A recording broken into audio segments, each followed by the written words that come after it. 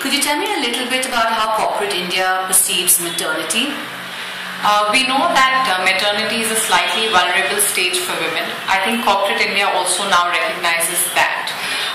In a survey we did on maternity, 74% women felt that they would have to compromise on their career aspirations if they became mothers, whereas 63.9% women felt that their employers or managers are hesitant to hire young women because they would have to make adjustments during pregnancy. So what becomes important here is for me as a woman to realize and understand that my career is not a 100-meter dash.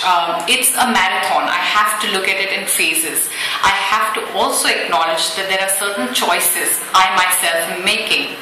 At the same time, managers also need to realize that although targets and delivery are important, you do have 5 to 6 months to plan before your team member goes on leave.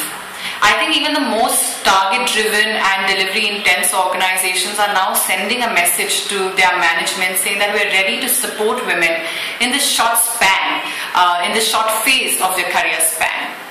So how could Interweave help or support these initiatives?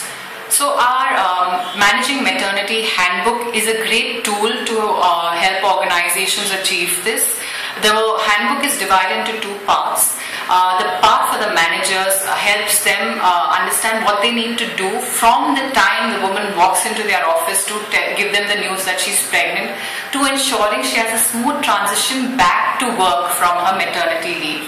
The handbook for women employees helps them plan how they will phase into their maternity leave, work through their pregnancy, go into maternity leave, what they can do to stay in touch with the organization during their leave, and how can they ensure they have a smooth transition back. We recommend that organizations can also look at this in a form of a face-to-face training workshop or even an e-learning.